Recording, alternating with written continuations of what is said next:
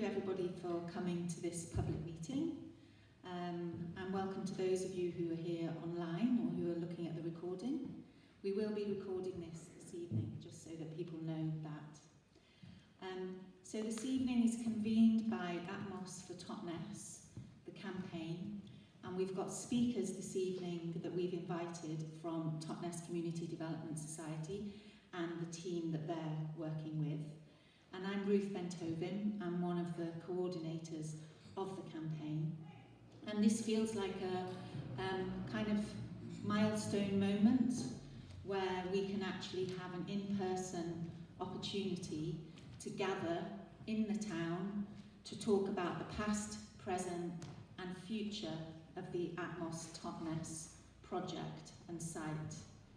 So we're holding this meeting really to enable everybody old and new to this story, to fully understand what's happened, why it really matters, and what we can do to get the site into community ownership so that the full scheme that this town visioned and developed together to meet our needs and the needs of future generations can be realised. So community-led ethics and values are at the heart of this scheme. Listening, respecting each other are part of those, and we really hope that we can all abide by those this evening. So I'm just going to start with a little bit of housekeeping. So there's a disabled toilet out here, which I've been informed that you need to put your hand in front of it to open the door, because I already made the mistake of trying to open the door there. And then there's toilets down the stairs here through this exit this way. There's water over at the table, and please wear a mask if that's comfortable for you, and sanitize your hands, and just to try and abide by the COVID regulations that we put in space. There won't be an official break this evening, and we will really intend to keep to time. So please look after your needs. We felt that with a lot of people in here, breaking and coming back in just didn't feel practical. So I hope that's okay with lots of you. So we're just going to start by explaining a little bit of a whistle-stop introduction, really. For those of you, most of people who know, when we talk about the Atmos project, what we're saying is that this is the home for the Atmos site. And I'm just going to talk through a little bit these areas: the Atmos project, the campaign, and TCDS. And you'll be hearing from all of us in different ways this evening. So first of all, just talking about the Atmos project. So just to summarise, you'll know that this is home to the Atmos project is a 8-acre derelict site down by the station, former Dairy Crest factory, and it's a scheme that has been developed by thousands in the town, communities and professionals coming together. It's a huge site, let's remember that, many of us pass it a lot of the time. And it meets the needs of this town that we've identified: housing, culture, jobs, well-being, food, gathering, and we voted for it in a referendum. Just interested in other people here who voted for this scheme? Just put up your hands if you did. So lots of you in this room voted for this scheme. And those of you who didn't or who are new, welcome. And I'm sure that you know and are learning about the history of this project. So it achieved planning permission. It was ready to go. It's a ecologically focused, community-owned and community-led scheme. So we'll learn more about the timeline this evening. I just wanted to land that to remember what we mean when we talk about the Atmos scheme. So as a campaign, we kick-started this campaign, the Atmos for Totnes campaign, just in March this year. And just very briefly, this was kick-started when we realised that the site had been sold to Fast Globe Mastics. It was a response of outrage to finding that out. And all the way along, we've really been asking what happened and really raising awareness about what we really stand to lose in this town if this scheme doesn't get developed. And actually the flip side of that, what we could gain, the way that this would transform this town and many of our lives. So as a campaign, our intention is to get the scheme we voted for to happen in full, with all of the elements in it, without compromise, because we deserve that. We put years of work and vision and collective energy into this, and it's been voted for, and it has permission. It's ready to go. And we also want to be able to draw down £2.7 million to develop our iconic Brunel building. So that's the intention of the campaign. We've done a whole number of different actions and activities really to raise awareness, to get the Atmos project back in our hearts and minds and imaginations. And one of the events that we had was an event down at the site with a new artwork that Brian Eno, who's a world-class musician, created for us. We've also been doing lobbying, awareness raising. We've opened a hub at the mansion to try and share information. And really, we support and we work alongside Totnes Community Development Society, who are the legal body that represent the community's interest, our interest for the site. In effect, they're our developers. And we have invited Totnes Community Development Society to be here this evening, and some of the team that they work with, to make some presentations, so that we can really, all of us, leave this evening fully with more knowledge about what happened, why it really matters, and what we can do. That's the focus of the evening.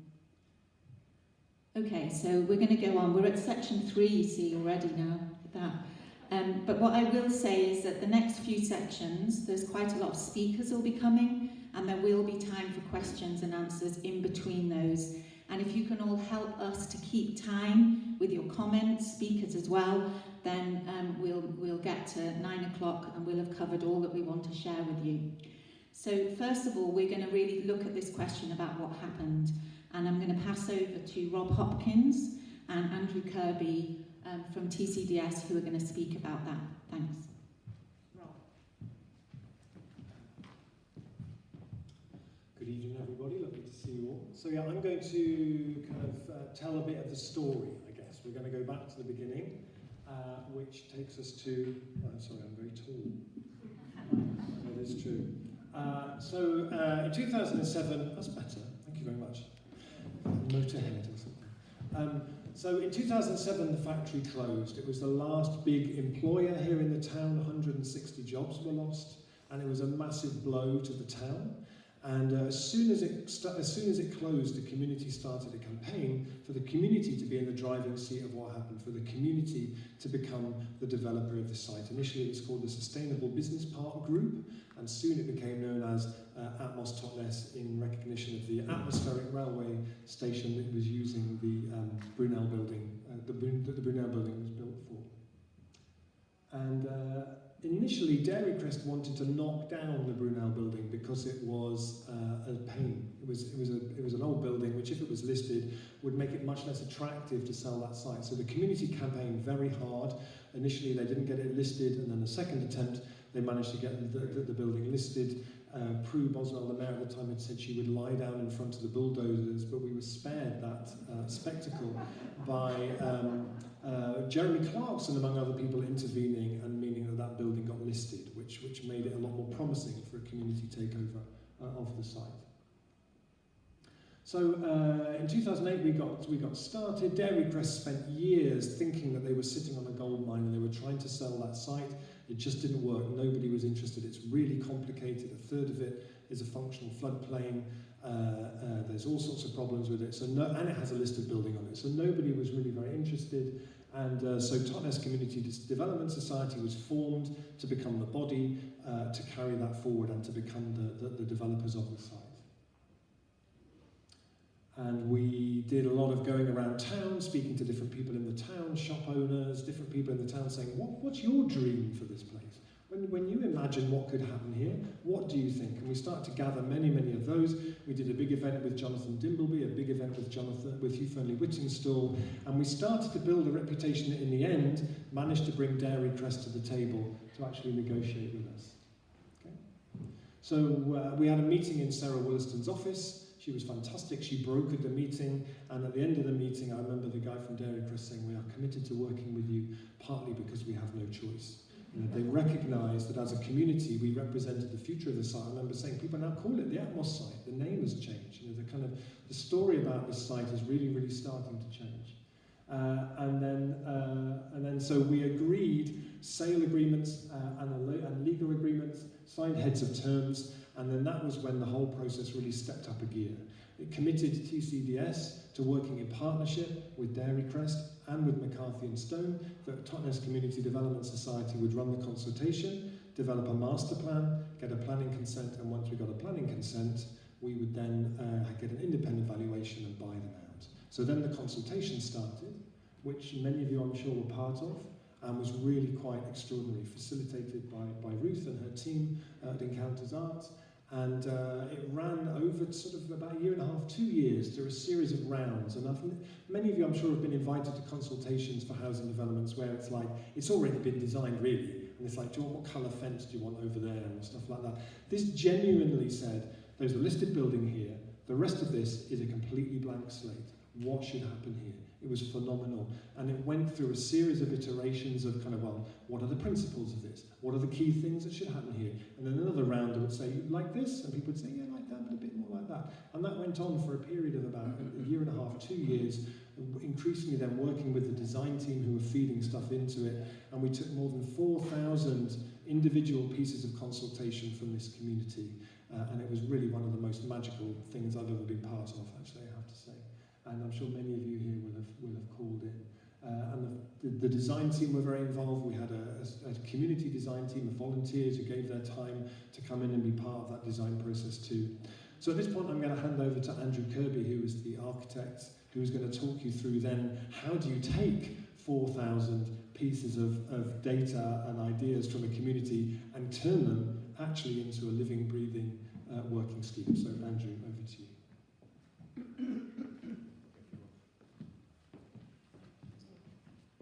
So, good evening everyone. I'm Andrew Kirby, AK Architects. So we worked alongside the community at TCDS to go through the consultation process and take the scheme to a point of understanding its constraints and all the issues, the technical issues of the site, portraying those back into the community consultation event and turning that into an interpretive process of how that fed into a community brief and then a community design. Crucially, as part of all of that was the design is effectively a result of that process, but it's a balance between technical constraints and design. Thank you. Technical constraints and design. So effectively the plan on the left is the resulting master plan that came up as a result of that process through the community. But the plan on the right is effectively what we call a constraints plan, and it's very, very important to understand both in terms of what's there and how that site is looked at in the future by any party, is that the result of it is not just a dream, it's a very, very technically driven understanding and balance between community brief, viability and the constraints of the site. So crucially, you can see the broad areas around it. We know that it's a category 3B flood risk site as it stands now. We worked with Environment Agency, flood risk consultants to unlock that potential, and that was a very, very challenging part of the work. There's sewers going across the site, there's network rail constraints, there's the listed building constraint, and very, very high ecological constraints as well. So they were mostly bats, but that was managed through a process of working with Natural England and other key consultees that required us to unlock the site for the community development to be put into place.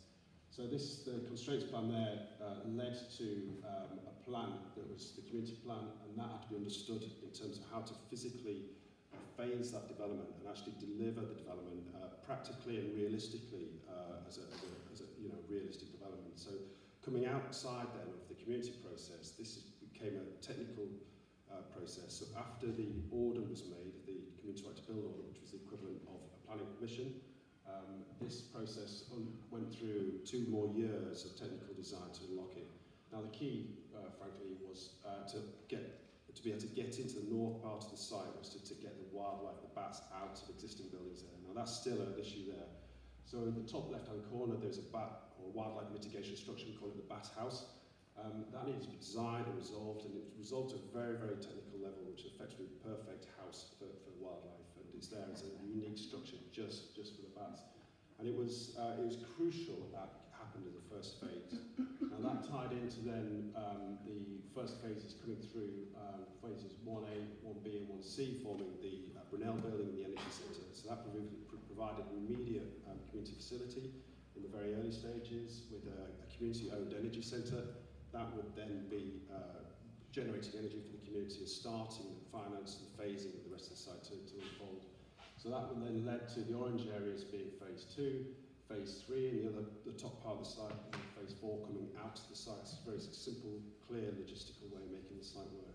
And it also required, critically, a temporary bridge, which is a temporary throttle and flood risk defence, which saved flood risk down in the plains through broader stakeholder consultations to benefit the community ownership processes, because you can manage different assets around the town, and effectively allowed this site to be developed. So this, I wanted to show this just because we showed quite in the early stages some very friendly hand-drawn sketches, and it was done on purpose to get an accessible way of community understanding architecture designs instead of really high-end visuals and stuff like that. But the whole site, and this is just to show that the whole site is 3D modelled in a virtual reality plane to understand flood levels, and every millimetre of flood risk, sun, everything has been modelled. So this is an example of a sun study coming off that 3D model. And it just shows that information, the community own that information, it's being put into place, it's there ready to go, and it's done to a very, very high level of detail and comprehensive resolution. So then that resulted in these sketches, so they're effectively taken off that model and showing just a very accessible visualization, but they are the actual buildings. So there's bits like part of the drainage strategy, it has to be a sustainable drainage strategy, so flood water management, surface water management is very, very sustainable and high biodiversity. To the next one. And that carries on all the way through the sites. This is right in the centre of the site here, and again you can see these drainage strategies and how the cohesive approach to that design, which came out of your brief as a community, was folded into the mix of the design of the site and the placemaking. And then this building's just, I just want to show this quite crucially because this is a section through the Dairy Crest site with the proposals on it, the leat in the middle and how the flood defences work through that leat. That was all engineered to the nth degree of millimetre potential flood risk of 1 in 1,000 year flood events. And then on the right is the bat mitigation structure, the wildlife structure. So that's crucially showing that we've worked with engineers and that was ready to go. That was an engineered building.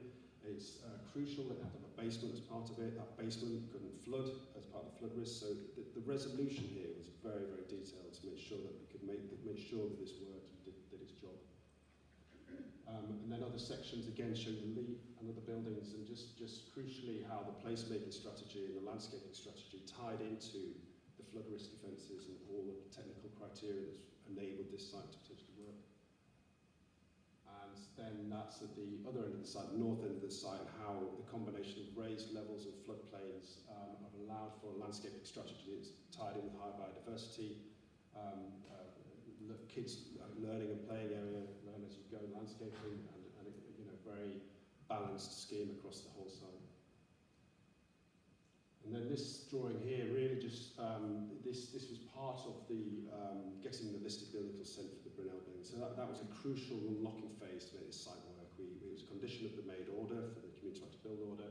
And so getting listed building consent is not easy on any building, so we worked with Southampton to make sure we could get that consent in place, ready to go. It was essential to anything happening on the site. And then following that was the technical design, the wider technical consultation and the supply chain management and procurement of that building ready to go. So that work had been happening for the years after the order was made, and that was ready to go. So we were effectively, as a design team, whilst it might have been happening behind closed doors, that was the technical work showing and demonstrating the scheme was ready to be built, and effectively that stopped quite abruptly in 2020. And there's just more drawings, just to show the detail that's resolved in the Brunel building. That's a community facility ready to be built. And that's sort of just covers and summarises really just very quickly what we've been doing for the last few years and where we are with the scheme, and we really hope we can continue to build it and work for the community. Thank you.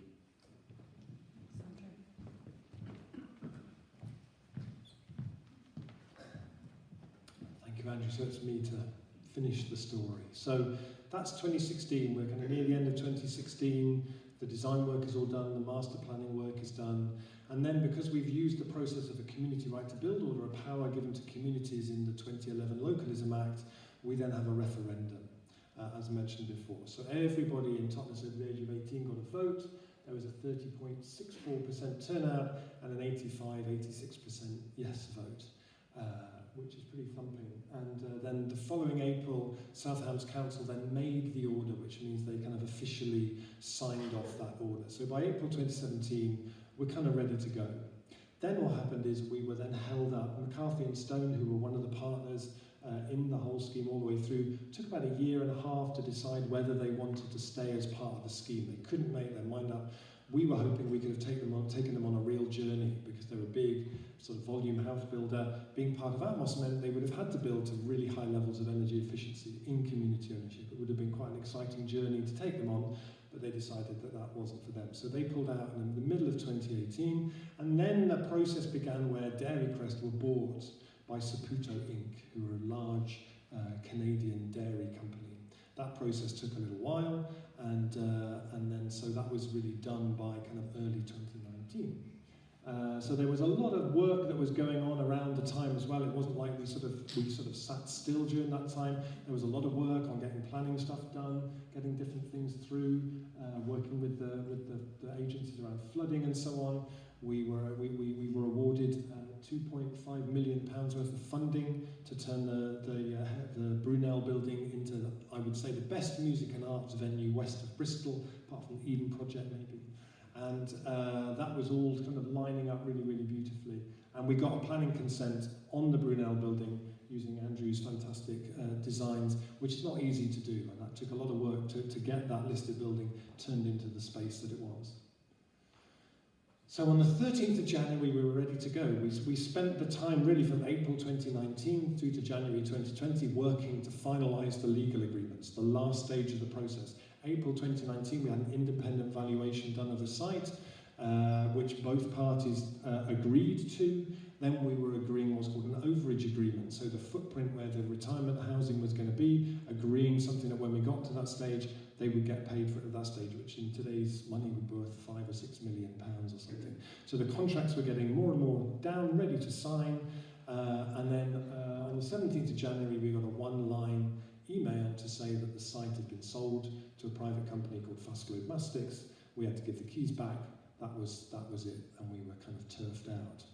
So we were then, so as TCDS, we've been ever since then wondering, what happened? What happened? Like we had been negotiating in good faith during that whole time. There was, at one point in November, there was a mention that somebody else was maybe interested, but we were under the legal agreements we had were such that that really wasn't possible, and we thought it was just a kind of a bit of brinksmanship. And then we ended up getting to January, and then that happened. So, what happened? So, I think we still don't really know what happened, but we are a little bit closer to understanding. So some of you might have seen the news that was put out today, where we recently learned that Tom Atherton, the Chief Operating Officer of Saputo Dairy UK, is actually the brother-in-law of the land agent here in Totnes who brokered that deal. So there's something happened there which, although it's not illegal, we feel is deeply ethically problematic. Particularly a company like Saputo Inc., who really pride themselves on how ethical they are. They have a very strong thing called the Saputo Promise, which is their ethics of how they expect their staff to work in the world, which we feel this really challenges. So we did ask Tom Atherton if that was true, and whether he told his board, whether the board of Saputo UK or the board of Saputo Canada, whether he declared this relationship to them, and he's never replied to anything that either the campaign or TCDS have sent to him. And so we wrote to Saputo a couple of months ago to ask them if they would investigate this, which they have. They wrote to us to say that they were taking it very seriously, they were looking into it, and then yesterday they wrote to us to say, although Saputo is reviewing your concerns relating to Mr. Atherton's conduct, we believe that the sale of the site is legal, executory, and has been validly and legally completed for all purposes and cannot be legally unwound. We weren't questioning whether it was legal, we were questioning whether a company who stand in public and proclaim their ethics as a key part of what they do, whether they consider that to be ethically acceptable as an organisation, which they've completely kind of skated over.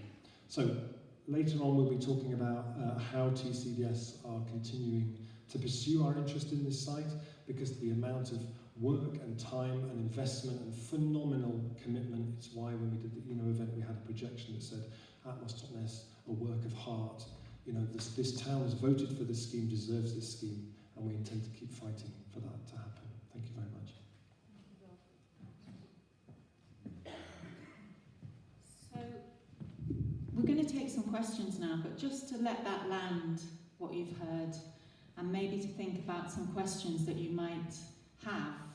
I think what I want to do for these questions, we've got about 12 minutes or so, and there'll be another 2 opportunities for questions about different things. So I think that, first of all, I think it would be good to address questions specifically related to what Andrew has talked about. Are there any things about the site? We've got the architect here. Andrew's given up his time and many hours to talk about that.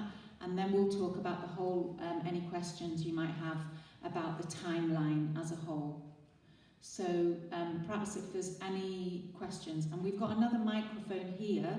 If people, you've got a quiet voice, please come to the microphone. If not, can you put your hands up, and we'll probably take a couple of questions at the same time. Let's, any questions you might have about the site, and then we'll talk about the timeline.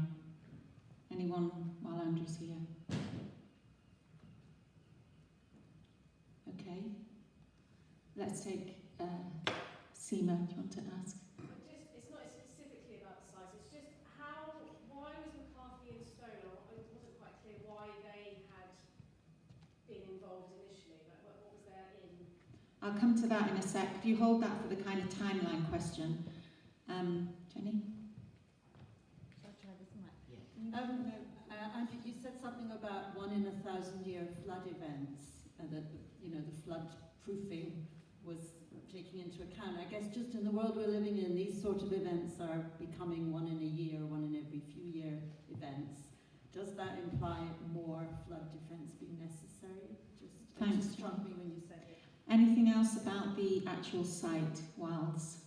Yeah. I'd like to ask about the costing. Have there been any costing done on the reclamation of this site? It's a fantastic scheme. I don't live in Totnes, but I'd like to, and I've followed this project for a long time now. But So, I can't make the sums work, and I haven't heard anybody say anything yet about how much it's going to cost. well, we've got a perfect point when it comes to why it matters. We have got TCDS and one of their team to talk about the financial modelling of the whole site. So that is to come. Thank you for that question. Anything else to Andrew about any elements of what Andrew spoke about? Okay, so Andrew, do you want to start just by talking a bit more about the flood aspect and to answer Jenny's question?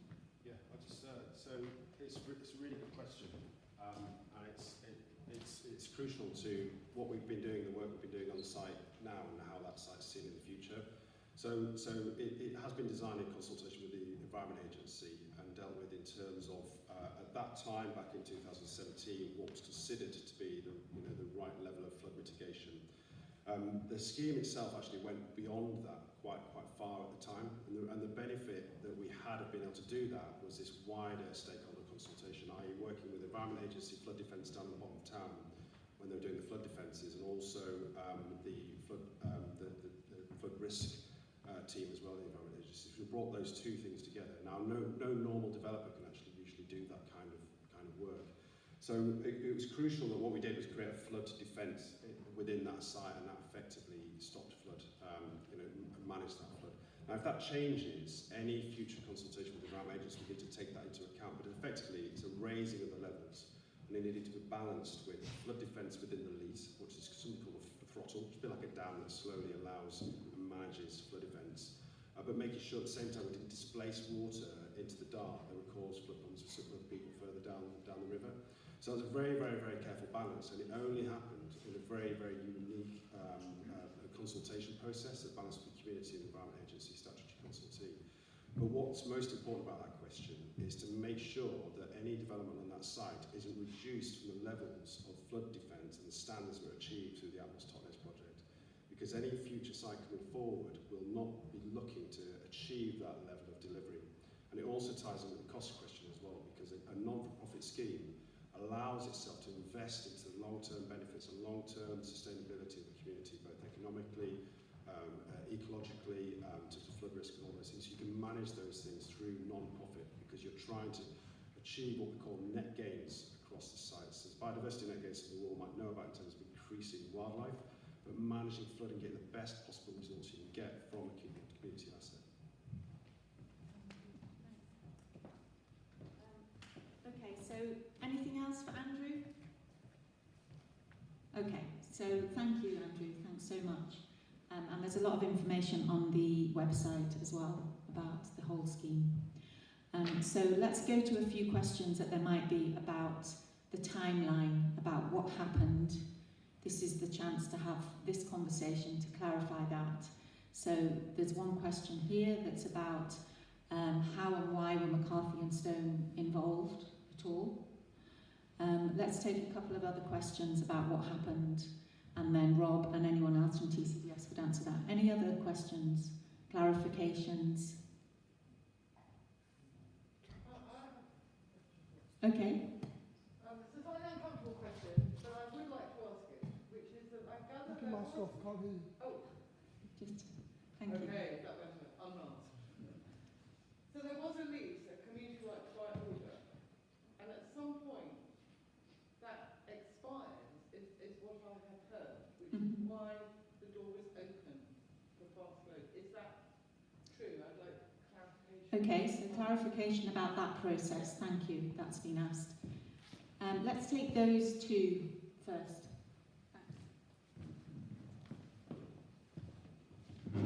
So Francis is going to, I'll do the first one and Francis will do the second one. So McCarthy and Stone ended up in the mix because Patrick Gillies, the land agent who I mentioned before, actually brokered that deal in 2013. So he had made a deal, he had gone to McCarthy and Stone and said, look, I think we can get you in down here, and had made a deal with Dairy Crest. So the original agreement was there was a part of the site that McCarthy and Stone were going to have to develop as a retirement place, and they would have paid Dairy Crest directly for that, and then the rest of the site we were going to get planning consent on, but the community right to build order covered the whole site.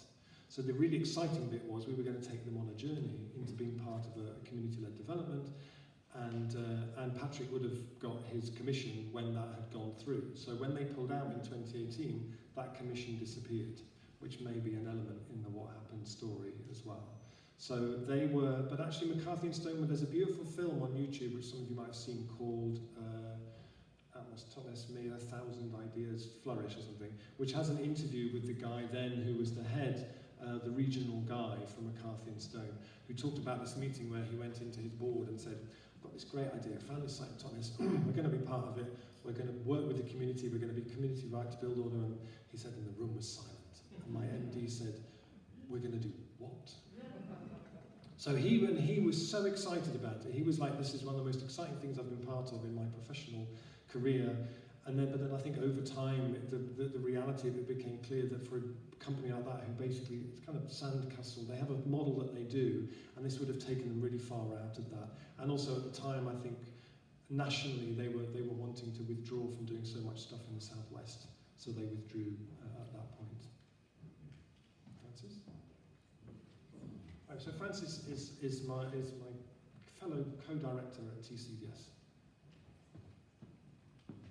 And much more besides.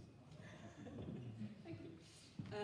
Yeah, so just on the question about the lease, because it is important to be able to talk about this, so thank you, Victoria, for asking. So the community right to build order is very separate. That's the planning permission that we got, so that's the made order, which is the planning permission. So that's not to do with that's the legal agreements to do with the planning. So the legal agreements were sat under a head of terms, and there were 3 legal agreements. There was an options agreement, there was a sale agreement, and there was a lease. And they sat alongside each other under the head of terms. And so what happened was that those were all in place, but the sale agreement, which kind of was representing all of them, was terminated alongside the lease, based on a technicality to do with the footpath and a works condition to do with the Brunel building that we couldn't have fulfilled. But when we took legal advice on that, we were told that even though that is true, that we couldn't have fulfilled them, if we went to court, then it's highly likely that because it was a technicality, they would uphold the technicality. And so that was the situation. But when they were terminated, we were progressing really, really significantly with their legal team on the overage agreement.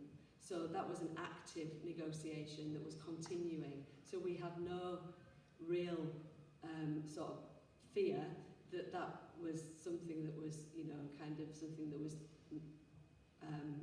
that significant, because we'd already drafted the overage agreement for the final sale. And the time when the community right to build order runs out, which I think was the question. yeah, any more questions?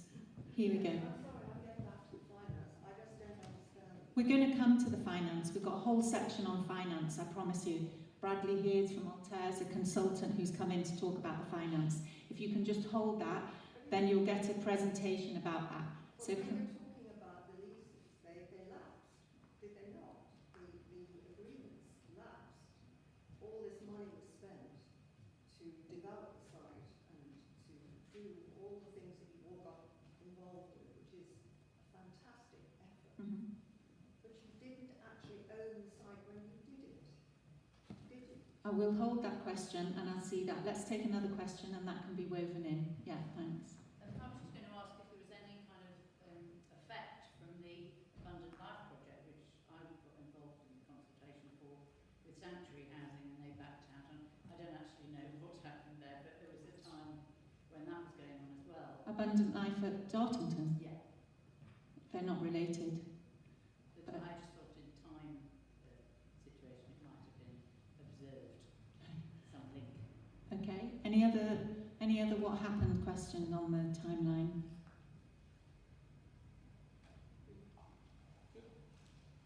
Rob Hopkins alluded to this, mentioning Atherton and so on. But could I just ask, nobody's mentioned the fact that there's a 40-page article by the journalist George Monbiot in today's Guardian. That's right. Are people here who involved agree with that analysis? Because there's more detail there than people have got time to talk about just here and now. But is that regarded as a fair assessment of the position and the behaviour of these individuals concerned? We'll answer that as well. We'll address that. Anything else? I mean, from a campaign point of view, I feel that represents a fair story of what's happened, and I'm very glad to see that article published. Anybody, any other questions? We've got one here, and then we'll just take a couple of those together to save time.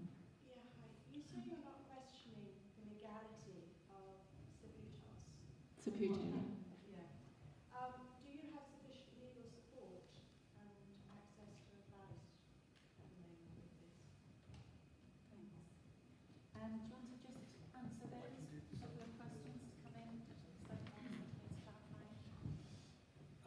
Yeah, thank you. So in terms of legal support, we do have some legal support, and we are exploring that at the moment. We are at various stages since January 2020, we have had legal advice on different bits of it. And you mentioned the Monbiot piece, and the Monbiot piece is, I think he does a great job of something that's really, really complicated. we've been involved with this for years and years, and it is really, really complicated. So to distill it into something that kind of flows and captures the project, I thought was done very, very skillfully. So we have had legal advice at different stages through that, and then we've responded to that and kind of worked with that as we've gone along. Abundant Life was something that was happening around the same time early, but there wasn't really much of an overlap. There may have been some people who were involved in one and involved in the other, but they were very much kind of running in parallel with each other and not really much overlap. In terms of the site and raising the money, the money was raised through when we had exactly the same contract and leases that any developer would. And as you will have seen in Andrew's presentation, it's a really, really complex site, and it requires a lot of pre-development work. It requires a lot of work from engineers, ecologists, architects, drainage people, transport people, and we want to do the best job we possibly could. And we raised money from different places, and that money was raised when we had the lease of the site. We were working in good faith with them with exactly the same contracts, with the same protections that any other developers would have had. Is there anything you want to add to that, Francis? I mean, just to add to that, I think it's really important that people understand that the whole issue with that site is that nobody knew what it was worth. So Dairy Crest always thought it was worth more, and that was why nobody wanted to buy it. So it's only worth what somebody wanted to buy. So we had to invest the money in the site to understand how much it actually would cost to develop it, which is why the joint valuation was so important, because that valuation by Jones Lang LaSalle, who are very credible, was our way of understanding how much it was worth, so that Dairy Crest could also understand that, as they did, and they accepted that valuation. And so when there's this kind of challenge about the lease, that is what developers do. They take an option agreement, which is what we did, so that gives you the security with the other agreements that we had to undertake that work, to understand it. It costs that amount of money because it's such a complex site. And then by doing that, we were able to understand how much it was, and we were progressing to that sale agreement with, in good faith, with between the lawyers who we'd worked with consistently since 2012, the two same lawyers from Saputo's legal team at Eversheds and ours at Devonshire's, both very highly respected legal companies. So I just wanted to be able to clarify that. Thank you. Thank you. Thanks. Yeah, we've probably got time for one more question. I hope that's answered some of those. I mean, in terms of that, we can get fixated on that, but also this question about, which we're raising, about what happened and why did that sale happen in that way. And part of the Monbiot article has raised questions about that and gives us another bit of information about it that, that we know more. So, any last, there will be more chance for questions about community ownership, about the financial viability, about what we plan to do about it. But is there any burning question around that timeline? Because we know that there's been questions about that, challenges to it. I hope that this has answered some of it. Anything else that needs to be said or asked briefly? Did the right to develop... Take your mask off, I can't hear you. We can't hear you. If you just to speak, thank you. Did the right to develop expire? Did the right to develop expire? It hasn't expired yet.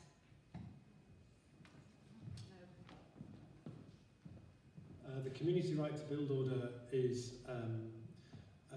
runs until next February. But Southam's Council, but Fusclover recently brought a challenge, a legal challenge to Southam's Council to say that the community right to build order is now invalid, which Southam's Council agreed to. So that's one of the things that we're taking legal advice on is the legality of that process, how it was done and the decision that they came to. So you disagree that it did expire? But it's also taken unilaterally by the head of the council. Sorry, say that again. Eradicate that problem. Just say that again, sorry, I couldn't hear. You're saying that in your opinion, the right to develop didn't expire, and that Southam's District Council are wrong to say that it expired. And It's a community right to build order, not a community right to develop, yes. Okay, And yes, I might not be using the right terms, but I think you might understand what I mean. Yeah. We had an extension, a 2-year extension given to the Community Right to Build order, which would have taken it to February 2022. And Southampton Council has said that that is no longer the case, and we're seeking legal advice on that. I'm not a lawyer, so it's not my opinion to say they were definitely right, they were definitely wrong. I'm saying that we're taking legal advice on that. So you think they've reneged on the agreement that you had? I'm not saying that. I'm saying that they've done it, and we're getting legal advice as to what happened. Thank you. Councillor. Okay. So we're going to move on. We're going to move on now, and again, the explanation of this is on the website, is on different things. It's good to keep asking and clarifying these things again and again because it is complicated, and we're so used to wanting a quick answer. But I hope that that's clarified a bit more, or other layers of understanding. So we're just going to talk a little bit about why we feel that this really, really matters to Totnes and why it matters nationally. And in a way, this has been happened all along to remind ourselves of some of the issues we face as a town and the very real solutions to this that the Atmos scheme as a model of community ownership was designed to solve. You know, we knew what those issues are, and this scheme has been tailor-made to meet the needs of the town, and we're just going to spend a short bit of section to talk about that, and part of that we'll be talking about why it matters in terms of the model of development that we want to see happen on the site. So I'm going to introduce and hand over to Mary Clark, and she's going to talk about housing and some of the housing issues that we face.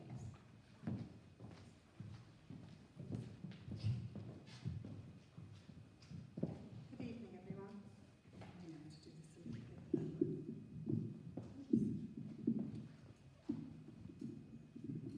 Do you want some help? No, I think that's all right now. Can you hear me? Okay. Right, I'd just really like to highlight some of the challenges that we have with housing, particularly in the town, and one of the key reasons about why this whole process is so very important. And since 2007, when Derrickless closed, housing has become even less affordable. It's always been very unaffordable in Totnes, but it's become less affordable. Today, the average asking price of a house in Totnes is something like 333,000, and that, in terms of the latest figures, is somewhere now reaching 370,000. This actually means that if you look at the ratio of earnings, of average earnings in the lower quarter of people's earnings, linked to average house prices, that we are now in a situation where it's between 11 and 14 times. And that is a very, very difficult situation. If we move on.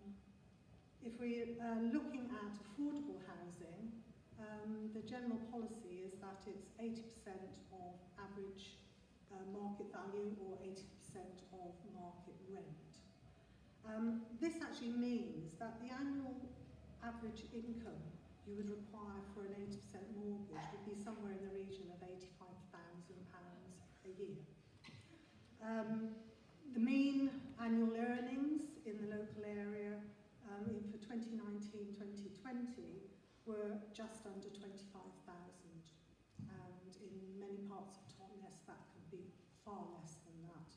And I'm certainly aware of some young people who are in their 20s who are lucky to make 12,000 a year.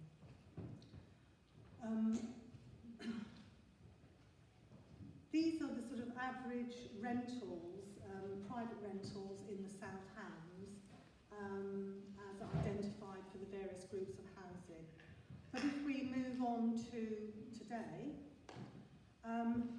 literally those are the places to rent on the market as of today. Yesterday there was a room in a house of multiple occupation where you share bathroom and kitchen facilities for £440 a month for a single room. It could be a double room, but it's literally a room. And this is why it is such a challenge for our whole community about where people can live in suitable accommodation. Affordable housing is also a child poverty issue. Something like 250,000 children in the southwest are living in poverty. And in Totnes, that's about 1 in 3 children. We're talking in the Totnes broader area, about 4,000 children in a much wider area.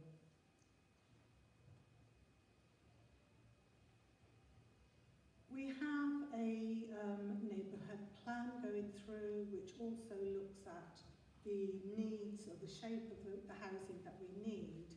And in that, housing for 1-bedroom housing is very significant, as is 2-bed for growing families. Our local housing is nowhere near that at the moment, and that's the sort of shape of housing that the Atmos development would actually achieve for the community.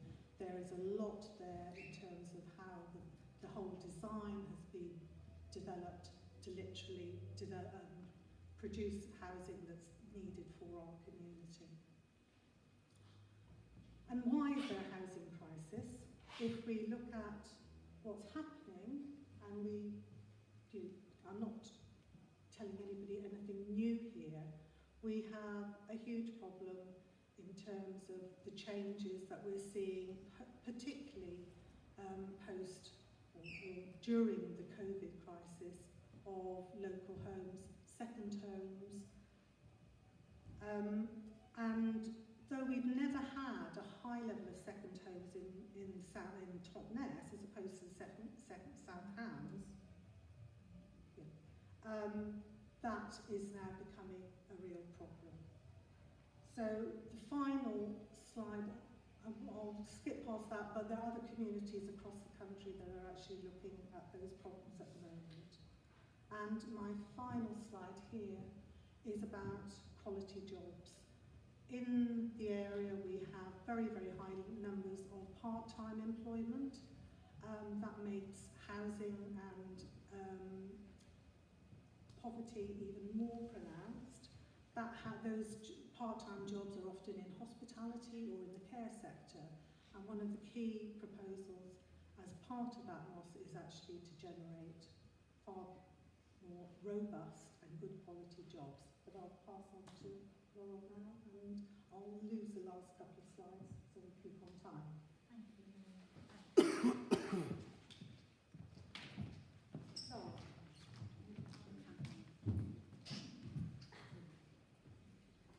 Hi, I don't know if I'm too near to the mic. Perfect. Good. When Dairy Crest closed the factory in 2007, with the loss of 160 jobs, it was a massive blow to the town. Not surprisingly, locals who took part and made contributions to the design of Atmos focused on somehow making up for that loss. Now post-pandemic, this looks like foresight. Yet even back in 2018, the joint local plan stated that Totnes needs to increase employment opportunities to support the long-term resilience of the town, and that a key issue impacting the economy of West Devon and South Hams is the relatively low wage rates of those who work within the area, and it experiences significant levels of out-commuting to work with below national average employment levels. And it's important, therefore, that the joint local plan drives opportunities to raise productivity and wage levels, as well as the creation of jobs. So, it's even more critical, therefore, that the development taking place on the site stimulates and supports the wider economic, social and community growth opportunities across Totnes. no longer is it acceptable for developments not to be rooted within the wider needs of the community as a whole. The Atmos plan has a unique affordable training hotel. Next slide. 58 beds, 110 capacity next to the railway station, providing hospitality training in partnership with South Devon College, stimulating jobs and delivering sustainable hospitality with an integral eco-hub travel for the site. It has workspace for start-up and growth of local businesses. Next slide. To provide at least 160 jobs across the whole site. A prerequisite of the previous development plan, specifically to cover the jobs lost when the Dairy Crest site closed. A heritage, arts and culture site, the refurbishment of the historic Grade 2 listed Brunel building. It must be remembered that Atmos Totnes was ready to proceed with the scheduled build according to the Community Right to Build order, having attracted over £2.5 million of National Lottery heritage funding to begin work on the Brunel building. This is the highest level of heritage funding ever awarded in the South West, and this inward investment is still being held for Atmos Totnes. So, the Atmos project has a local labour initiative as part of its scheme. Local labour in construction, or LIC schemes, have emerged as a way of linking urban regeneration schemes and unemployed local residents. However, it's now recognised that LIC schemes can also play an important part in tackling skill shortages. LIC schemes can ensure that the future labour needs of the construction industry are met by attracting more recruits, organising training to industry standards, arranging appropriate first jobs to ensure that trainees become productive workers. The Atmos LIC project, with its focus on construction skills, addresses the need to develop skills for building low-carbon buildings. It will work with local job centres, CEVICs and South Devon College, and construction companies involved in developing the site to place unemployed young people into skills and training development through real work opportunities. This will support construction employers to meet their training needs and establish new job opportunities. And the nature of the development at Atmos Totnes allows it to provide for all of the target occupations required for the South West, as well as a number of others. And as the construction work takes place, the development of Atmos Totnes would have provided for many of the trades and professions across the 5 years of delivery of the construction. Our local MP, Anthony Mangnall, said in March that South Devon should be recognised as a trailblazer local area to pilot skills, local skills development. We have a variety of industries and sectors to offer a wide range of professions, he said, and through the infrastructure of organisations like South Devon College, we can set up such an initiative at pace and serve as an example to the rest of the country as to how to create skills and opportunity in equal measure. We must also go further with apprenticeship schemes, new apprenticeship schemes based on what would truly be valuable to the employer and the employee. That is what we have planned for the site. So, finally, the challenges and the constraints that you've heard of tonight, the functional floodplain, 9 species of bat, a listed building next to the main railway and next to the River Dart, mean that the skills development and training opportunities, and therefore the subsequent employment opportunities that can be provided, can be enhanced as a result of working to mitigate the constraints. It's a win-win. Rather than being seen as a barrier and a challenge to overcome, the constraints and challenges associated with the site provide further opportunities to improve skills and gain valuable experience, which is unlikely to be possible on other sites. As a town, we cannot afford to lose this opportunity or leave it to the hands of private developers whose first task is to make a profit. Thank you. Excellent. Thank you, Laurel. So Laurel and Mary are part of the coordinating group of the campaign, and we could have had people up here talking and doing a presentation about the wellbeing hub that's going to be on there, about the live work spaces, about the school for food entrepreneurs, about all the aspects of that scheme that address some of the needs that we have identified as a town that we wanted. The youth provision, it's an integrated site, and we wanted to remind you and ourselves of what we stand to lose and gain and why it matters to this town. And one of the things that is at the heart of this scheme is this idea that it is community-owned, community-led and community-developed. And we've understood that some people have questions or call into question the viability of this scheme and the scale of this scheme. And part of it is that the not-for-profit nature of the scheme means that it can be the scale that it is at the moment. But we've invited TCDS and their team that they're working with just to come and talk about the financial modelling of this community-owned scheme. Okay, so I'm going to hand over to TCDS, to Ian, and consultant Bradley, who they're working with.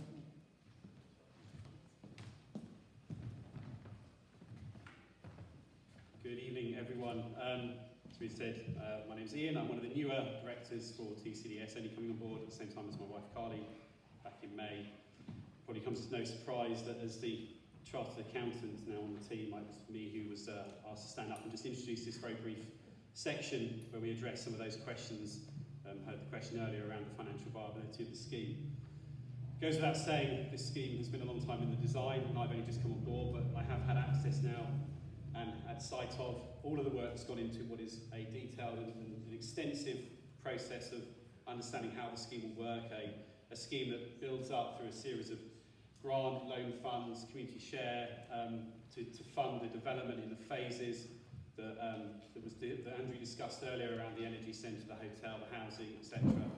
How those, as Ruth just said, as the community-owned, community-led development, develop their own income generating and develop and return those funds over the many years and in perpetuity, in fact, that scheme is in place.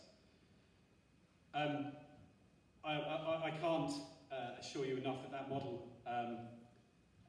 has that detail, but I'm thinking some of the biggest assurance should come from the fact that that model has been through a number of funders over the life of the project. I can't personally vouch for the work that was done, but certainly I know that the Architectural Heritage Fund, CAF, the National Lottery Heritage Fund, obviously, as part of their assessment, will have done a series of due diligence work on that model, alongside legal due diligence, to come back to the point earlier around the agreements, etc. None of this money, etc., that's raised by my colleagues and the predecessors up until this point hasn't been done without serious scrutiny of the work that goes into how this will be delivered.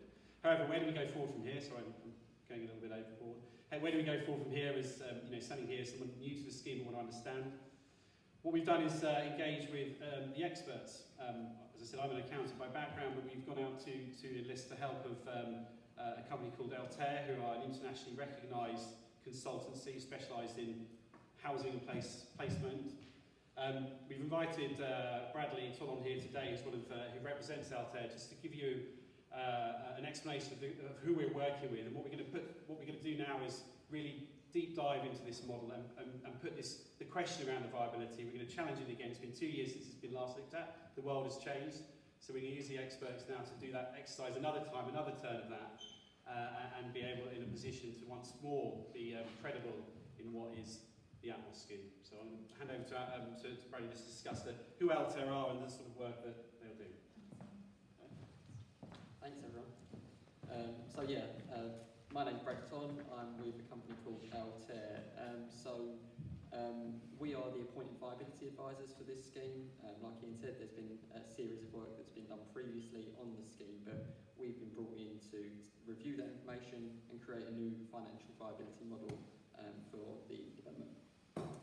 So in terms of what we're going to cover, so I'm going to just give you a little bit of background on Altair and what we do. I'm going to summarise some of our experience working with other community-led developers and also specifically around what viability advice we tend to give. And then finally, I'm just going to run through some next steps in terms of our work. So a little bit about Altair. So what we do, so we cover 4 key areas. So the first one being strategy and governance. We also cover areas such as finance and HR. But the area that I'm going to focus on today, and is my area of expertise, is the property and development arm of our organisation. So we we carry out 2 key functions within that team. And the first function is development management, where we take schemes through the acquisition, land, planning and then construction process. And then what that does is that enables us to give viability advice, and that's what we're tasked with doing on this project. So we will be scrutinising an existing viability model and then preparing a new one. And our experience is with affordable housing providers, and we've got a wealth of experience of doing that. We just come to the next slide. So what this shows is that, yeah, we work with not just community bodies, but also a range of other bodies in the affordable housing sector. So lots of housing associations, lots of local authorities, but then down the bottom you can see also some community land trusts and not-for-profit organisations in and outside of the UK. So, in terms of our direct experience relating to this, I've just got a couple of case studies that I wanted to run through with you. So what this slide shows is that we do a lot of work with community-based bodies, and this is just examples of what we've done over the past year. You've got 5 examples there. We've given governance advice to community bodies. We have given development management support, but as you can see with most of these examples, they are all in the majority relating to development viability advice. So one of those case studies is NW3 Community Land Trust. So they are a community land trust in central London. They are looking to develop a small amount of affordable housing, 18 new homes, and it's one of the most unaffordable areas in the country. So what we were brought on to do in 2017 was to model some initial sketch designs, and since then what we've done is we've been brought on to manage the scheme further, to give them funding advice, and to model the impact of their designs as they take it through the planning process. So they've got security that they can always develop out the scheme, and they will have the necessary funds to do so. The next example is Basildon Council. So like I said, we work with not just community bodies, but also with local authorities. In 2015 we were involved in their first business plan to deliver their first house building in over 25 years. That was for 500 homes at the time. We've since developed that over the past couple of years to a 1,500 home business plan. And the key thing to flag here is that's a wholly social housing programme.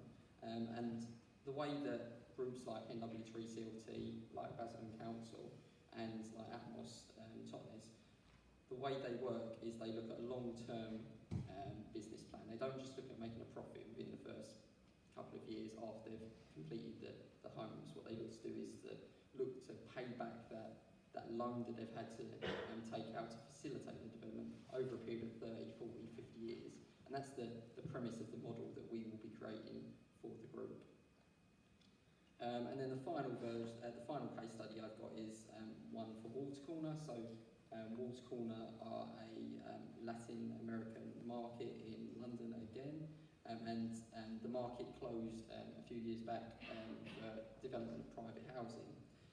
The market traders have been lobbying to deliver a new market on the site, and we were brought in to develop a financial model that illustrates the that their scheme that they're proposing, like the one here at Atmos, is financially viable and would pay back a loan. And we, as part of our work there, what we did is we presented that to a range of stakeholders that included the Mayor of London, and they've had really some successful talks recently. So then the final thing I just wanted to talk about was some next steps.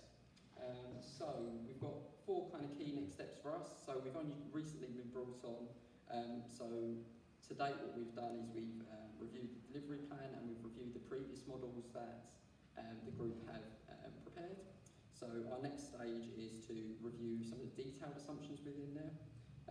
One of those will be the build costs as an example. So over the past year and 2 years, the effects of COVID has had a massive impact on build costs. Other things such as Brexit, Suez Canal, they've all had massive impacts on build costs. So that's one of the key assumptions that we'll be testing and looking to reflect in the latest viability model. The next thing will be that we will draft a financial model, and that will be specific to Atmos, and it will reflect the funding structure that Atmos is proposing.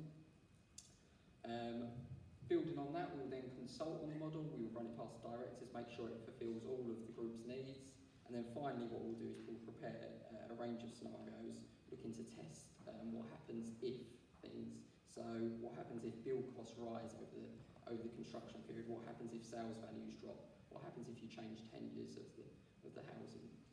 So we will be doing all that over the coming weeks and months, and hope to present a revised position to the group soon.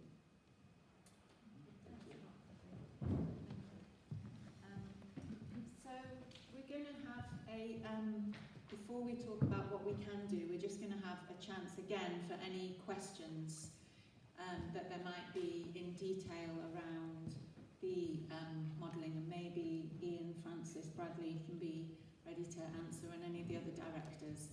So just this gentleman here, we'll take a couple of points and then see what we can answer.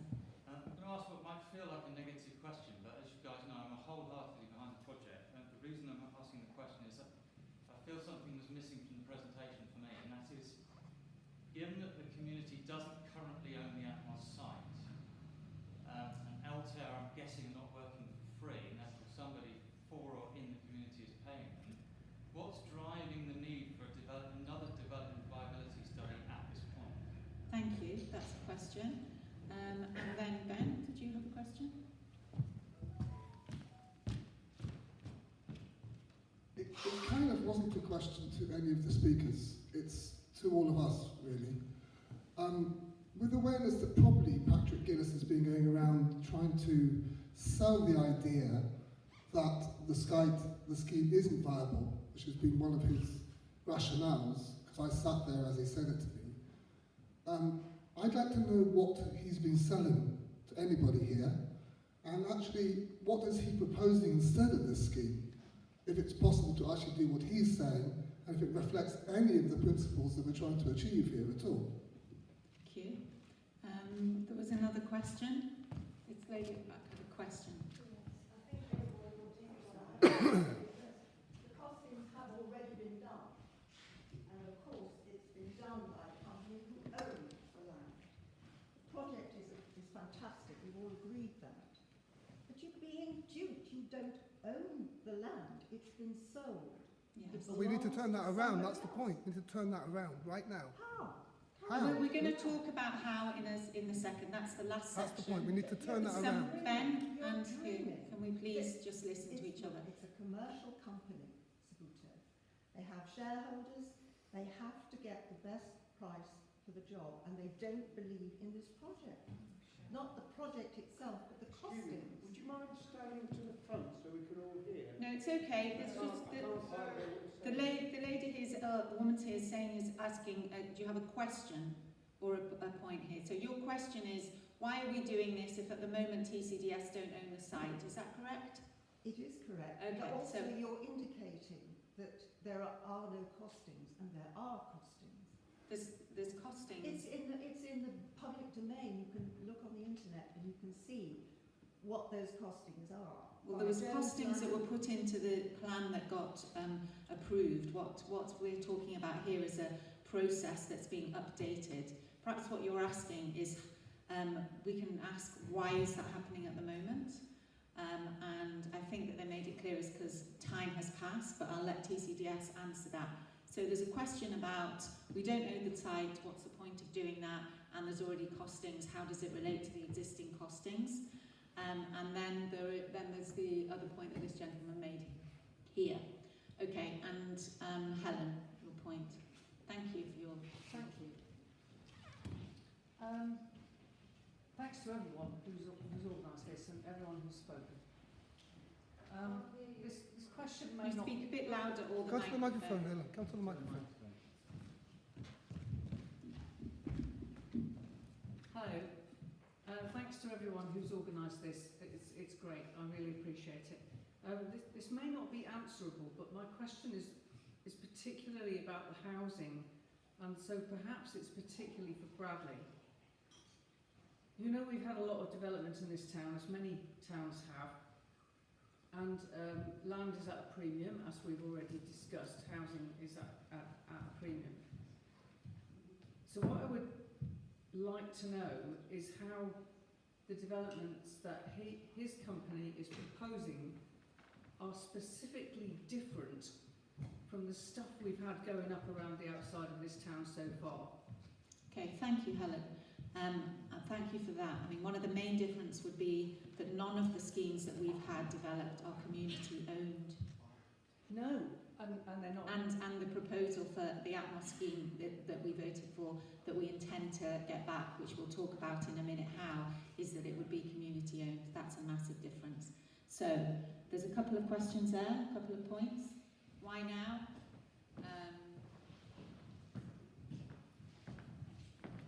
So I will do my best to answer, I think I remember the questions. Let's start with, so first of all, I don't think if I came across incorrectly, there absolutely are costings out there, and they are in the public domain, as you say, and I picked those up myself and been looking at those, and if it came across there weren't costings, then I apologise, but it is a model that's valid and been used, as I said, in a number of applications. Why now? We're going to hear in a moment about what can we do going forwards, but we need to have a credible project, and we continually hear that community-led development isn't viable and it's not a credible project. Atmos won't work, said by whoever within the community. As I said, we have a model that states that the world has changed, but also if we're going to stand up in front of any of the parties that we hope to engage with over time, we need to be able to stand by our assumptions and our modelling, and be able to say we have engaged with industry experts to update that model and state the case for why we are standing in front of you and wishing to take forward whatever of these routes that we're going to do. So it's really important we do this now. We do this now with money that's been grant funded to us. This is not this has been provided to us to enable us to do this piece of work as a continuation of the journey to take forward Atmos and how we see going forward from here. And I don't know if I can remember any of the other further questions. I don't. Does that cover your question Does that? as well? Yeah, absolutely. The funding is grant funded, so it's absolutely, yeah, and it's critical for us to be credible as we move forward. If we're going to move forward, and we want to move forward, so that's why we're doing this.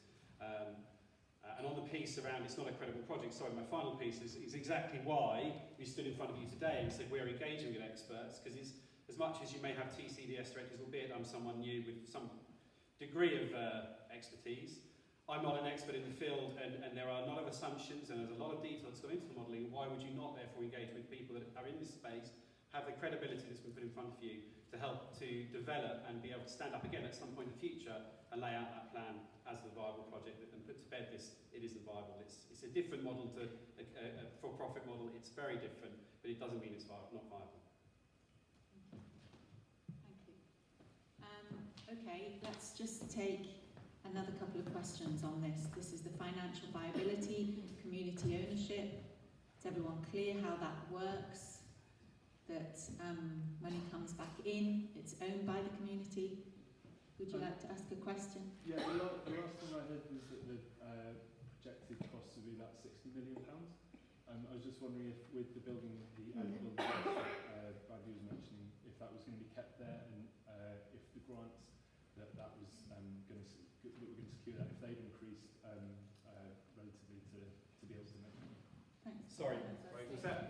I didn't actually hear. I managed to lose my hearing aid on a journey recently. So I heard the build cost costs were about £60 million. Yeah. And obviously you've got the 2.5, which is a good start, but that's obviously quite a way off. And then with the extra building costs, which Bradley was mentioning. So it's really difficult to give you so absolutely lots of things have changed. The building costs have gone up, but also there are a lot of assumptions around income levels within that plan, around housing, around the hotel, around etc. So the whole model needs to be readdressed.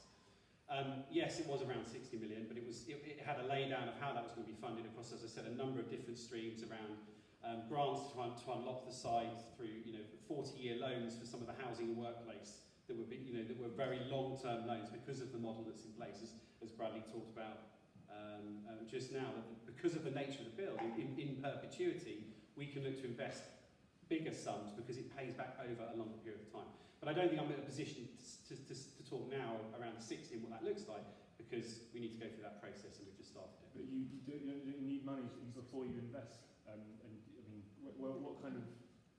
I don't know, I struggle to see how £60 million is generated from grants. But is there that grant and loans? No, lending over long-term lending over a things like say the energy centre might be over 25 years, but some of the housing and workplace lending would be over 40 years within the modelling. I'm not an expert to comment on that. Sure. It's credible. It's actually got expressions of interest in some of that lending. So it was a very credible model. As I said, it went through financial due diligence and passed the test of some big names that that wouldn't lend money unless it stacked up. So I feel for me that was the comfort that I was given. And then we looked at going forwards. This is why we now need to update. The world has changed, absolutely. So those numbers may be very different. We need to reassess that. Cool, that makes sense. Another one, I know I should have asked this earlier, but if the 465,000 something that the value that was the value for the site. If that was the value for the site, why the £5 million overage on top of that? I would defer to my... Sorry, no. I certainly know that the joint valuation valued the land at 465, absolutely. Francis may be in a better position to talk about the discussions around overage and how that came together. Not to sidestep, to tag teams, we call it. So the 460 was on the table. So the discussion became about the parcel of land, the retirement homes that McCarthy and Stone were going to develop. So there was the agreement with McCarthy and Stone was always a direct agreement between Dairy Crest and McCarthy and Stone. So whilst we worked under a head of terms that enabled us to work together, the financial transaction was only ever going to be between them and Dairy Crest. So when they pulled out, Dairy Crest obviously said, okay, so the whole site valuation is 460, but we would have realised this money from McCarthy and Stone. So presumably said, we've got other people who are interested in that particular parcel of land, at which point we said, okay, then we'll hold out an overage on that parcel of land. Okay, so at the point that the site was sold to someone else, actually all that was offered was the 465 because McCarthy and Stone and the £5 million wasn't relevant then. Sorry? Well, by the time that Fast Globe got the site, McCarthy and Stone were out of the picture, right? So the £5 million overage was not there? Sorry, maybe I'm misunderstanding something. No, okay, so there was an agreement with McCarthy and Stone between them and Dairy Crest to pay for the parcel of land on the site, so not the whole site, the parcel that they would have needed to build the retirement housing. When they pulled out, we said we can deliver that retirement housing. Right, yeah. And when the valuation was done for 460, Dairy Crest said fine, but actually we are going to lose the money that we would have got from McCarthy and Stone. So we've got interest from other people in that, and we said, okay, we will pay you as an overage in time when we developed it, and that's worked out a formula which based on build cost versus the sale value of the units. Okay, thank you. Is that clear? Complicated? Here? Okay, I'm just going to take from a few people who haven't spoken. Any other questions, things that need clarifying for you here? Is that clear? There? You've got that there? So about the overage, people understand that. Anything about the financial modelling that anybody wants to say, ask, anything that resonated about why it matters? I know, I'm just trying to see the other people to speak as well. So we'll take... You mentioned this overage thing, which I don't fully understand, except it seems to be a payment that comes in later or is expected later. And it would have been 5 million, I think it would have, that Saputo would have got £500,000 now, and then they would have got 5 million when it had been built, Yes. and they sold it for 1.35 million now. George Monbiot seemed to be balancing the, well, he seemed to be suggesting that there wasn't an overage involved in the This sale at the moment. mastic company. Do you know that? Why did he make that claim? I assume that there was an overage in either transaction. So I'll just is it get. being presented Thanks for that question. That's a good presented question. as £500,000 against £1.5 million? Okay, thank you for that. 5 million. Can you put yours as a question or a comment? Again, I'm sorry. I know that you keep saying that, and I don't want to. Can you comment on that? I'll do that in a second. I'm taking 2 questions at a time just to be to save our time. I wish you would explain what overage is. Because, Sure. I've told you I'm a property developer. I understand it very well. It only works if you make a profit. That is why this company would have pulled out from this deal, because it's smoke and mirrors. You don't know when you're going to make a profit. So you're actually only offering them 460,000. And It's like the price of a house in and an overage agreement as well, which perhaps can be explained. Agreements only work if you make a profit, and that's like It would. costing £66 million. How can you possibly make a profit? It doesn't make sense. The figures don't make sense. You do need to know this. Thank you. To know this, because if you make a loss, the town will make a loss. Thank you. We'll try and clarify that, and this question as well about do we know whether there's an overage as part of the sale to Fasco. Thanks. Yeah, on the question of whether there's an overage on the sale to Fast Club, what we understand is that it's usual for that to go on the land registry as a charge against the agreement, and that isn't the case. It looked like a sort of clear sale, so that's what we're basing that on. And on your question, the retirement housing would have been sold because McCarthy and Stone were always going to sell it, and it was written to the community right to build order that that was housing for sale. So there would have been a profit on it, so we would have been able to fulfil the overage agreement that we made. Is that clear? That the retirement homes on the site will, when TCDS are the developers of the site, those houses will be sold on the market.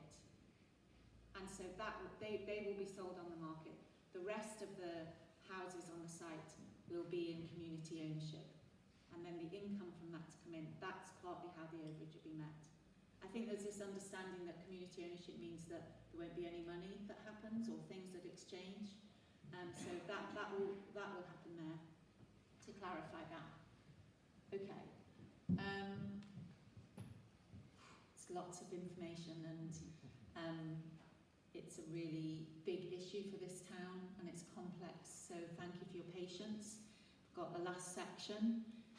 Does anyone else who hasn't spoken in this section about why it matters want to make a point about why for them they feel this matters? The residents of jobs, housing, community ownership. Does anyone want anything to say at that point before we just move on to talk about the different avenues that are being taken? So this might not be a question, it might be, why it would matter. Does anybody feel as if they want to say anything here? Joseph?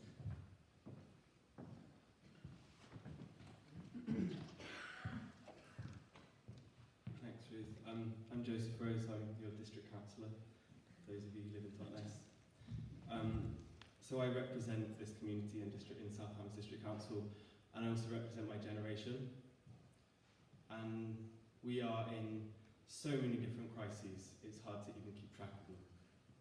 And when you look out into the world, all you see is more crises, more gaps with people falling through them. And it's so rare to see something that actually could help. It's so rare to see people coming together and implementing intelligence without polarising from the system, but actually working with the system that's in place to try and actually make a difference for everyone. And this scheme, Atmos, so clearly is coming from that place of wanting to help, wanting net gains across all of the different, across everything it touches. So I feel so passionately that we as a community need to do absolutely everything we can to get this site back into the ownership of TCDS and to say no, because private, profit-driven motivations isn't good enough anymore. Thank you.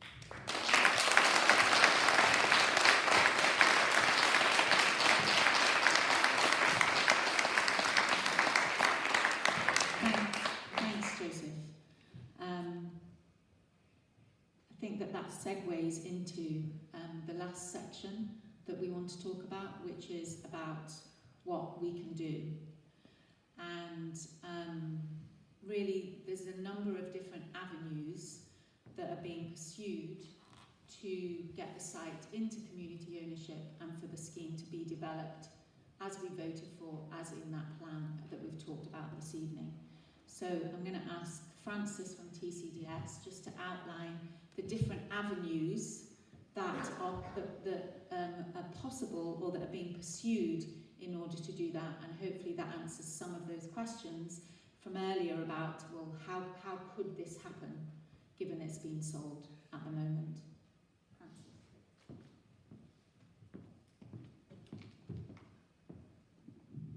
Hi, I feel like you've seen far too much of me this evening.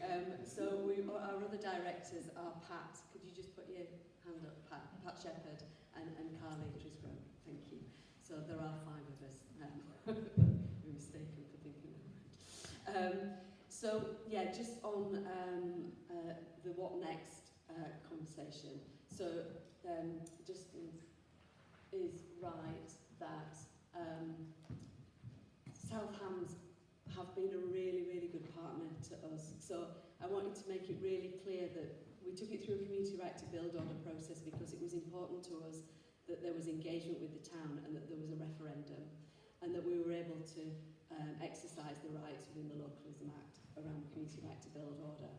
And so right from the start, we engaged with South Hams and they worked with us, their planners worked with us closely on the development of that, and Andrew would agree that that was definitely something that was very important to us.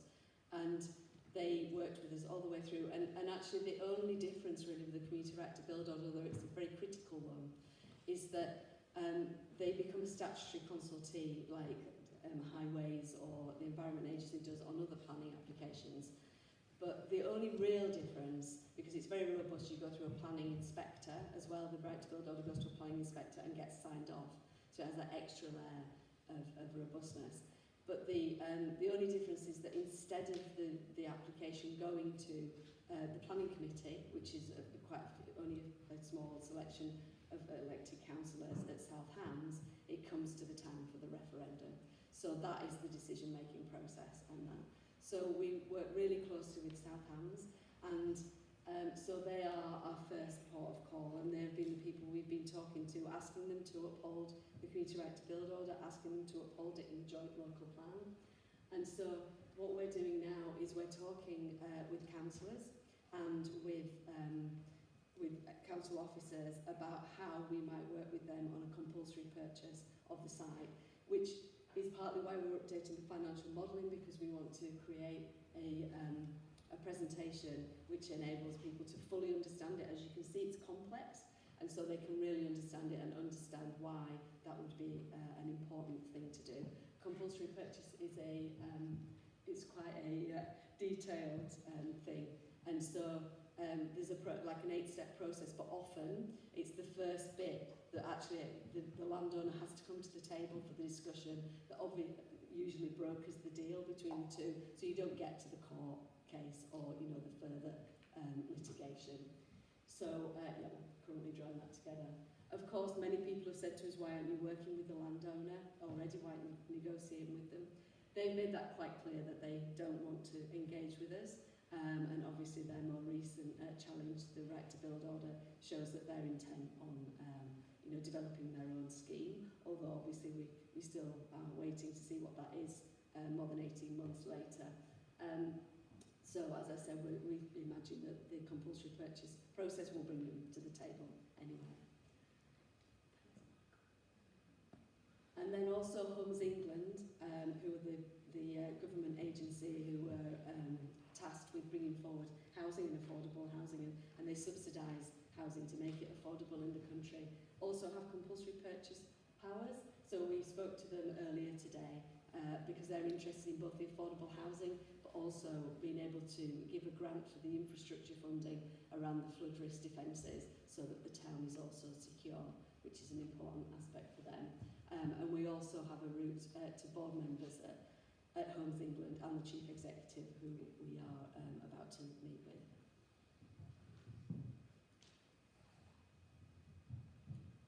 And then the final route, which we've talked about a little bit this evening, is to Saputo Inc. in Canada. So as we've said, they do have these strong ethical standards. They have the Saputo Promise. And we will continue to talk to them about that. When Dairy Crest said that they had a legacy that they wanted to leave to the town, they were very clear about that. And there is something about there's a principle here about people who have big companies, they provide industry and jobs in a town, people provide their loyalty. Many people worked at that site all their lives and they met their families there, and we heard lots of stories of that at the engagement. And it's not okay for them to pull out and not leave a legacy. And this is happening across the country. There are brownfield sites everywhere in the UK and in the world where that happens. And it's really very important that we are able to say that is not acceptable and we really need you to come to the table. They talk about bringing it to the table. We're asking them to come to the table and put this right. Thank you.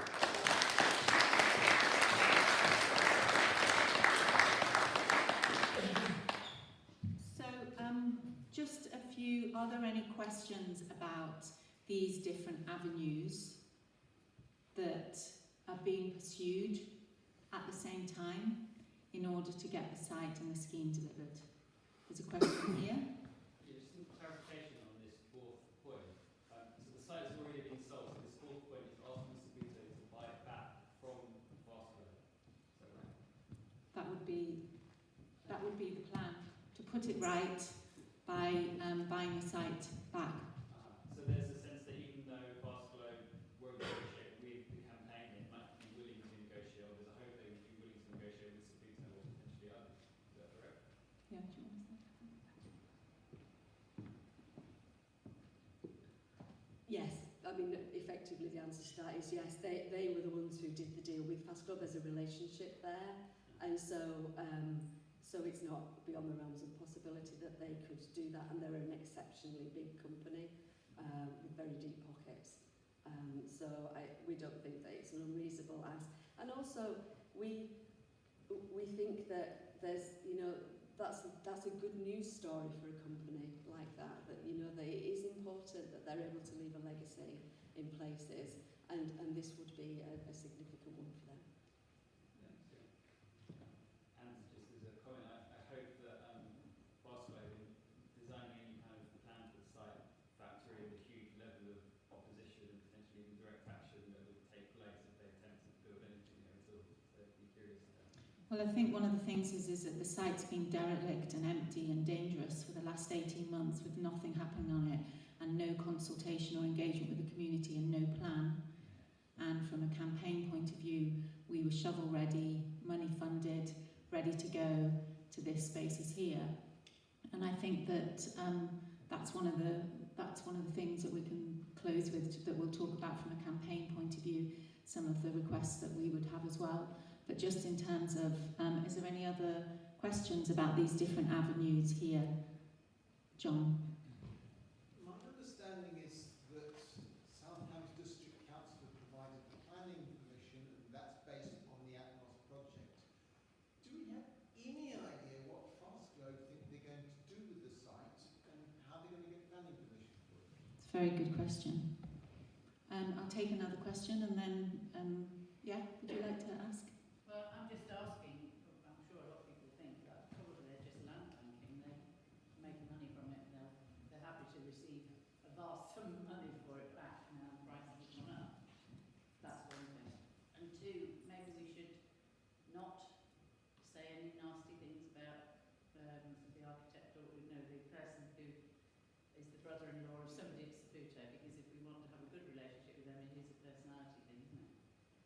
Thank you.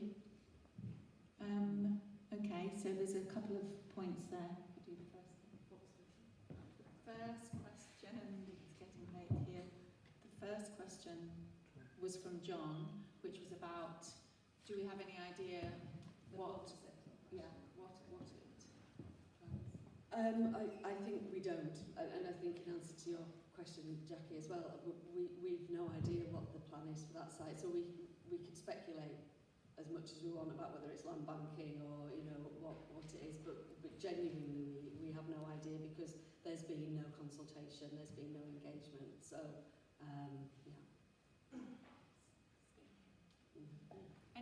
Any other points, any other questions about this? I was just thinking, what attempts are there, apart from the fact that Sabuto have this ethical policy in their company? It sounds to me like to convince them to now lose this money by buying it back at a much higher price, say they lose, well over $500,000, I imagine.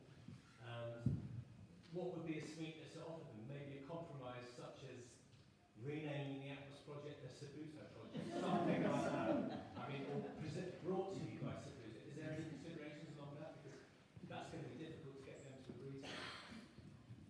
Yes, I mean it's a negotiation, really, isn't it? And we hope that they will engage with us more. And I think I know that I'm sure Ruth will talk about next steps and things that people might be able to do to support the campaign. But yeah, I mean, the Saputo Centre for, all those kind of things are possible, of course. Rob, Just to add to that, so Saputo have a family foundation who endow different things. So Lino A. Saputo, who is the boss at the moment, he has his family foundation recently gave a $10 million endowment to a new department at Concordia University in Canada, which is called SHIFT, which is a new centre there, which is all about promoting social transformation, community-led responses to climate change, affordable housing, all this kind of stuff. So they've endowed with £10 million a centre for that, at the same time as they're preventing this town from drawing down millions of pounds here for this project. So what we've been saying to them on social media and in constant communications with them is, this is PR gold for you at a time when nobody trusts big companies, nobody trusts the power of big finance and so on and so on.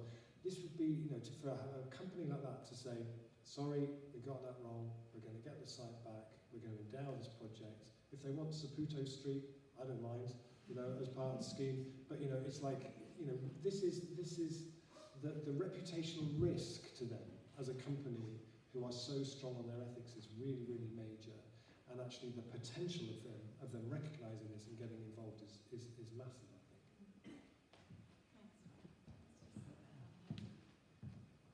Any other people, voices we haven't heard? You might want to make a point, Dinah. I think I just wanted to make a point that we often think of Totnes as being this sort of bubble, and for me it's really significant that to see Atmos happen sends messages throughout the country, throughout the world, around community empowerment. And one of the messages that we had on the chimney was another world is possible. And I would say that actually another world is necessary. So and things start in Totnes. So if we could start it here and then people can learn from what we've done here, it gives the world hope. Thank you. Any other? Jason? I was very much involved in this campaign in the early stages, and hope is really what inspires me to ask this question, which is, you've got the community right to build order that seems to be unilaterally withdrawn. My understanding, maybe someone can clarify this, is that the Chief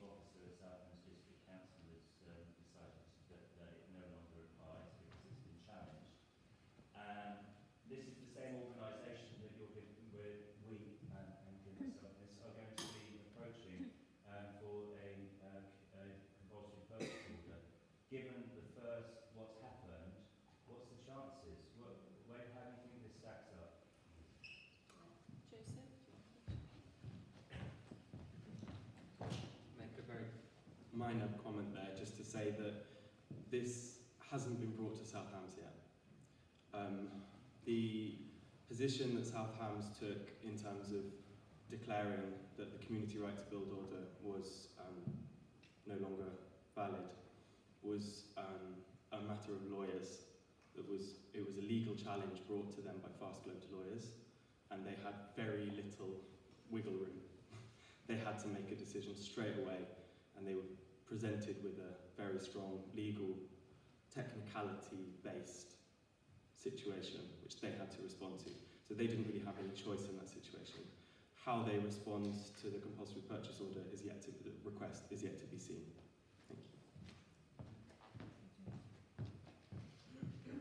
Thank you. Okay. I'm gonna. Do you want to? Have you got another point, and then we'll come over here. Okay. I think you'll find that Saputo are doing you a favour because they know that you won't have the money to do this. It just doesn't stack up. You've got figures, you're being unrealistic, you're not being businesslike. I know you don't like business, and I applaud you. What? We like business. Who's selling you this nonsense? Who's selling you this nonsense?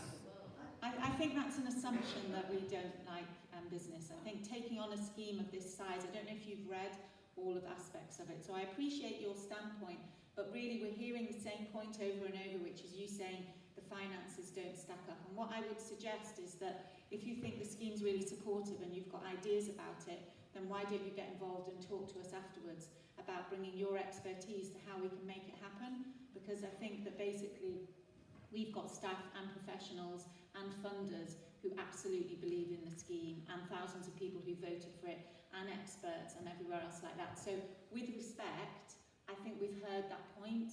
So you've made your point and we've heard it, so thank you. And maybe we can have a chat afterwards, but I'm just going to just move on, if that's okay, because you've had quite a lot of time to make that point. So we'll just go with your point here, if that's okay. I mean, it sort of ties in. I think, like, one of the bottom lines that, you know, it seems to be a very broad stroke is that Saputo Corporation turned down 5,465,000 5 million whatever, in terms of 1.35 because there was a personal connection because of the brother-in-law thing. I wonder if there's a possibility that the viability, however secure it was just not written in a way that a big corporation sort of understands it. So my big question is, like, this new viability, is it when's the date for that? I think that's another assumption. With respect, I think that's another assumption that they didn't understand it. I think it was a joint valuation. As a third party, it makes more sense that they didn't think it was viable. Whether it was or not, they didn't think it was viable, rather than that they missed out on £4 million. Well, that's what we don't know what happened. Which you deserve, which everyone in the all we know is that there was a joint valuation that was happening, that this is what's been said, and at that point that was terminated. We've had more information about what possibly could have happened or affected that, but we don't know. So there. Yeah, I just want to say that actually this idea that Atmos isn't viable, at no point during the negotiations with Saputo did they raise that. They were negotiating with us in good faith. The lawyers were speaking. There was never any concern raised, then or now, by Saputo that they had doubts publicly about. The only person who has queried the viability of the Atmos scheme has been Patrick Gillies, as part of his narrative about why he needs to step in. This scheme isn't viable. Well, there are many very, as Ian has said, there are many very credible organisations in this country who invested in this project, who did due diligence on it, who knew it was viable. Of course it's viable. There's one person who was questioned its viability because he had something to gain from that situation, but nobody else, Saputo included, has ever questioned publicly the viability of the scheme. Thank you, Rob. Okay. Can I ask a quick question? I was asking when the viability. Yeah. Okay, hold on, I'll just come back. Yeah, in terms of the due date for viability, so we're working on it over the next couple of months, so there'll be drafts over the next month or so, and then we'll hopefully have a final version over the next 2 months. So time frame. And in terms of how it's presented, you raised that. So one of our key things is we provide reports that are presentable to funders, but also to laymen that maybe not be as familiar with some of the technical terms. So we provide that kind of two-level stage report that is acceptable to both. Thank you. Thanks a lot. The gentleman at the back talked about the opportunity to present this to Saputo as a great PR thing that would link with their funding that they've given to the university department. We all know about how celebrity endorsement can help, and we heard that even people like Jeremy Clarkson got involved way back when. But to what extent are we looking to engage, people who may be able to have some sort of influence, whether that might be Anthony Magnol or politicians or celebrities who might be able to bring this more to the fore in public forum? I don't know if you've been following on social media or Twitter, but there's a lot of people who are doing that nationally, internationally, who've been doing that. If you know of other people, please tell us. But that has definitely been part of that. There's a whole list of endorsements from people across disciplines, sectors, celebrities who are behind that. But yeah, okay. Last question, and then I was just who owns the company that bought the site? Who owns the company that bought the site? Yeah. So this is called Fast Globe Mastics, and for all what we have, and they're an Essex-based mastics company.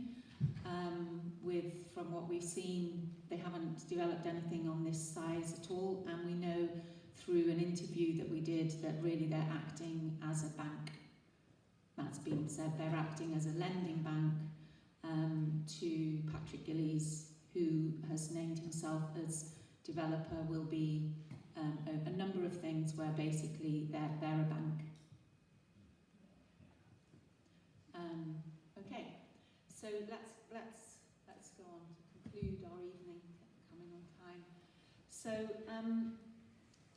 lots of people, we've talked about these different avenues that TCDS will be leading on going forward, the compulsory purchase order, approaching Saputo, trying to discuss with Fast Globe, and really as a campaign we're working alongside and in support of TCDS. And really I think the thing is if we know one thing about Totnes is that we pride ourselves and we prioritise ethics and values, and as a campaign we will not let that drop. That is vital to what we think this town deserves and what is at the heart of this scheme. And so we want the scheme to be developed in full, and we're here as a campaign to really represent the legitimate interests of this community, of all of us, in a respectful and clear way. And as a campaign, we really believe that this scheme really comes together and brings together all of the aspirations that we've got as a town. And we really are calling on your help to get involved in the campaign. We're a new campaign, it started in March, we're here in September, a lot's happened, there's been a lot of energy put into that. And coming forward, if we look ahead, we know that what's likely to happen is that a planning application will be put forward for development of this site, of a scheme. So that's a very obvious target for us as a campaign, will be to object to that scheme if it does not uphold in full all aspects of the community right to build order. What we want as a campaign is for that community right to build order to be developed in full, with community ownership in there and with that provision. If a scheme came in that said that they would fill all of that, with all of that provision and everything in there, then we would back that. So I think that's really clear to say that we see the best chance as a community of getting that delivered is through TCDS as the community developers. But so that's what we want. We want the scheme developed. And so that is what's going to be important, is that if any other scheme gets put forward, we need to mobilise as a town. And if you sign on mailing list, we will work alongside people in the community to give you all the information you'll need to object to that scheme. So that's one thing that we're doing. And then also, as a campaign, we've organised ourselves into different working groups. We need more people. And some of those groups are about outreach. Maybe some of the people involved in outreach, you can just put your hands up now so you can see. There's some of the people here. Look around, who've been involved in outreach and craftivism and lobbying. Some of the lobbying group. Put your hands up here, there. And also press, media, communications over here. Gillian, Mark.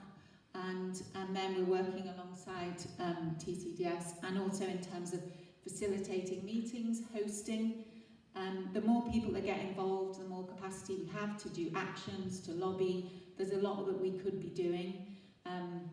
We opened the hub in the mansion to try and give information. So please get involved in this campaign. Over these months, we will need you. And our town deserves this scheme and to stand for this scheme.